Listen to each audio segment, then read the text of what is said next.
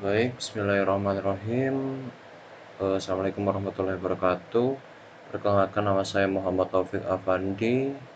Di sini saya akan mengerjakan tugas UTS Jarkom 2. Yang pertama mengenai menginvestigasi sebuah implementasi VLAN. Baik, di sebelah kiri sudah ada instruksi yang akan kita lakukan. Yang pertama di sini ada addressing table, di sini ada informasi mengenai switch dan PC-nya. Oke. Lalu objektif part pertama kita akan mengobservasi broadcast traffic dalam sebuah implementasi VLAN. Part kedua kita akan mengobservasi broadcast traffic tanpa VLAN. Oke, terus lanjut ke instructions. Step pertama, kita akan mencoba melakukan ping dari PC 1 ke PC 6. Detail langkahnya seperti ini, mungkin langsung kita coba saja.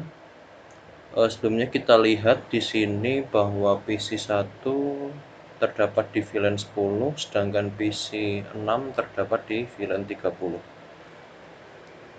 Oke. Pertama-tama klik the simulation tab and use the add simple preview tool.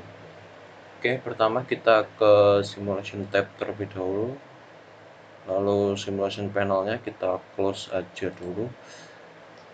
Kemudian kita ke add simple video. Terus kita klik di PC 1. Kemudian tujuannya ke PC 6. Oke, kita klik ke PC 6. Nah, selanjutnya poin C, klik the capture or forward button to step through the process. Oke, di sini ada capture dan forward button. Pertama kita klik terlebih dahulu. Oke, ERP-nya bergerak dari PC 1 ke switch 2, lalu dari switch 2 ke switch 1.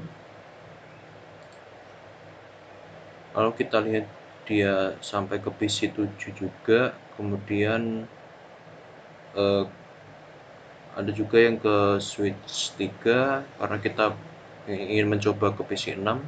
Kita forward lagi, dia sampai ke PC 4 juga, lalu coba kita forward lagi, dan ya sepertinya gagal untuk ke PC 6, dan dia kembali ke PC 1. Oke, selanjutnya kita lihat look at the simulation panel. Where did switch 3 send the packet after receiving it? Oke, kita lihat di simulationnya. Jadi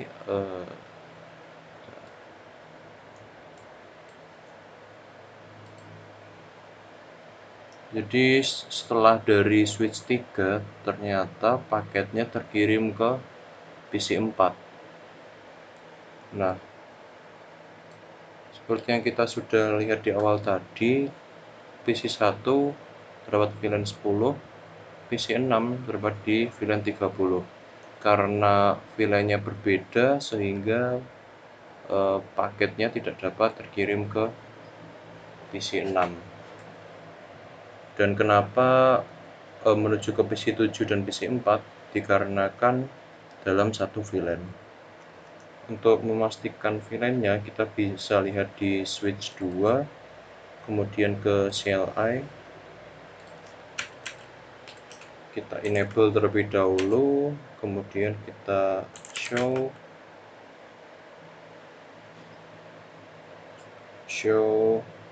VLAN brief.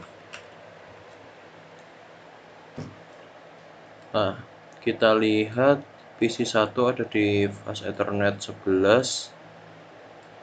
Oke. Nah, fast Ethernet 11 itu terdapat di VLAN 10. Lalu kita lihat di switch 3. CLI, terus kita enable lagi show VLAN brief. Nah, PC 6 itu fast Ethernet 6 terdapat di VLAN 30. Jadi karena berbeda VLAN maka gagal. Oke, selanjutnya ya di sini sudah ada penjelasannya juga, kurang lebih seperti yang sudah kita bahas tadi. Lalu kemudian ke step 2, kita akan melakukan ping dari PC 1 ke PC 4, dimana kita lihat tadi bahwa PC 1 dan PC 4 terdapat pada VLAN yang sama. Oke, kita lihat ke poin A terlebih dahulu. Klik the new button under the scenario 0 drop-down tab. Oke, kita ke bagian bawah sini ada skenario 0, terus kita klik new. Oke, selanjutnya ini kita close lagi simulation panelnya. Selanjutnya klik on the add simple PDU icon on the right side. Oke, kita lakukan seperti tadi, add simple PDU, lalu kita klik di PC 1, lalu tujuannya ke PC 4. Oke. Poin B, klik the capture or forward button to step through the process. Oke. Kita klik lagi capture dan forward.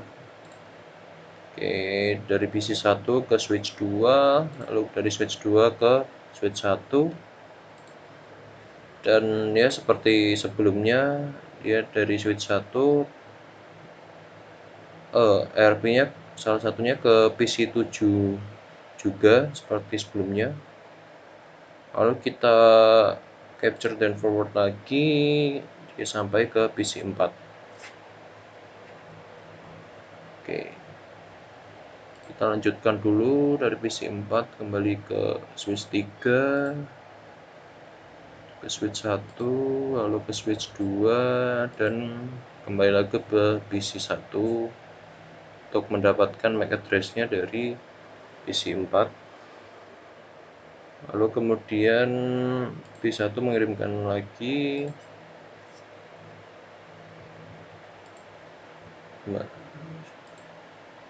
dan sampai ke PC 4, di mana PC 4 merupakan memang tujuannya. Jadi sekarang PC 4 sudah mendapatkan SMP-nya. Lalu kita capture dan forward lagi. Nah, PC 4 mengirimkan kembali acknowledgement switch 3 ke switch 1, lalu ke switch 2, dan kembali lagi ke PC 1, dan kita lihat bahwa sudah sukses atau berhasil. Oke, kita kembali ke sini ke poin C, examine the simulation panel. Ketika paket sampai di switch 1, kenapa memforward juga ke PC 7. Jadi kita lihat di sini bahwa PC 1 dan PC 7 ternyata pada VLAN yang sama. Oleh karena itu paketnya juga terkirim ke PC 7. Oke, sekarang kita ke part 2. Step pertama, clear the configuration on all 3 switches and delete the VLAN database. Oke, poin A pertama, return to real-time mode. Jadi kita aktifkan lagi real-time mode. Lalu delete the startup configuration on all 3 switches. Oke. What command is used to delete the startup configuration of the switch? Jadi perintah yang dapat digunakan untuk menghapus startup configuration pada switch yaitu perintah erase. Lalu, where is the VLAN file stored in the switch? VLAN file akan tersimpan di flash memory. Oke, ke poin C, delete the VLAN file on all three switch. Oke. Pertama, coba kita ke switch 2 terlebih dahulu, CLI, terus seperti yang sudah saya sebutkan tadi, kita akan menggunakan perintah erase. Erase. Oke, nah erase di sini ada startup config, erase content of configuration memory. Jadi kita erase startup config. Oke, confirm. Nah, erase of environment complete. Oke, sudah berhasil. Oke, selanjutnya kita akan melakukan hal yang sama juga dengan pada switch 1 ke CLI, lalu kita erase. Tadi perintahnya kita enable dulu, lalu kita erase. Nah, tadi perintahnya startup config. Erase startup config, kita confirm lagi. Oke, sudah complete. Lalu kita ke switch 3, kita lakukan hal yang sama juga, erase startup config, confirm. Nah, sekarang kita sudah menghapus VLAN file pada 3 switch.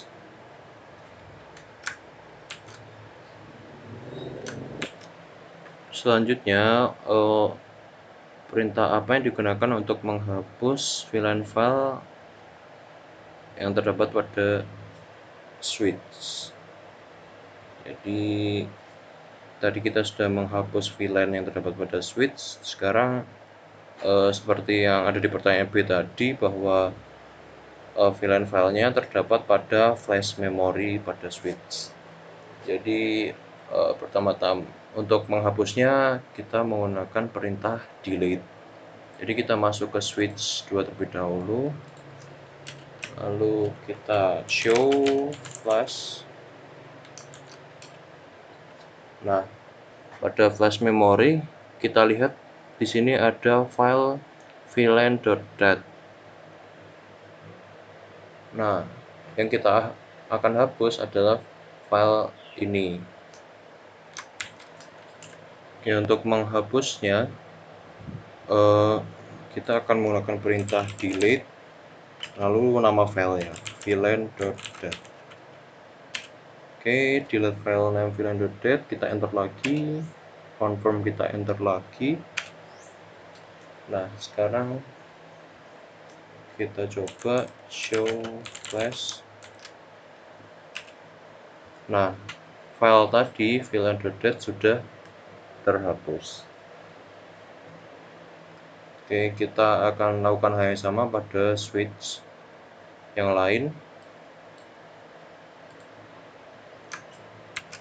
Kita ke switch 1, CLI, lalu kita delete langsung vlan.dat.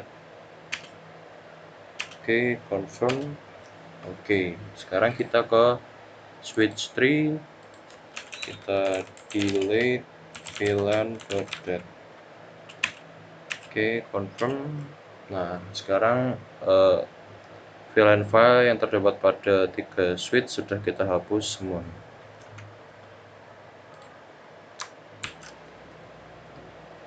Lalu kita ke step 2, reload the switch. Use the reload command in privilege exec mode to reset all the switch. Wait for the entire link to turn green. To accelerate this process, click fast forward time located in the bottom yellow toolbar. Oke, sekarang berarti kita reload terlebih dahulu di setiap switch-nya. Di sini di switch 2 kita reload. Proceed with reload, confirm. Nah, kita sudah reload. Lalu kita ke switch 1. Sini kita reload juga. Confirm.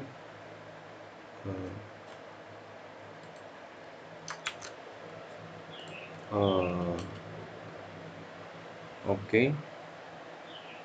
Kita sudah reload di switch 1.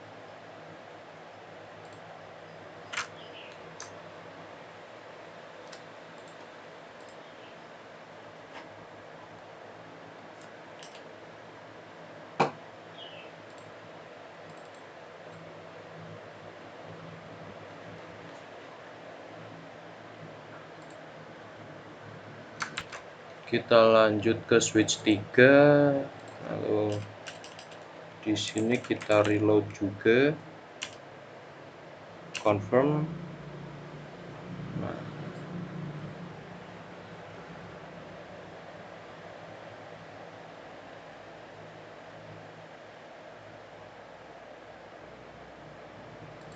oke, kita sudah mereload 3 switch yang terdapat di sini.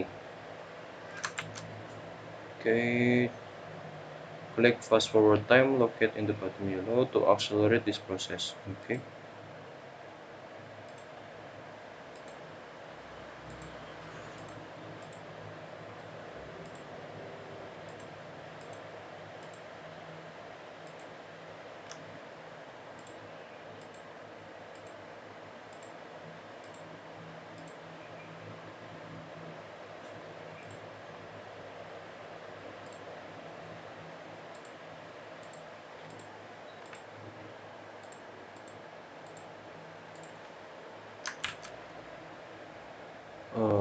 Oke, kita lanjut step 3.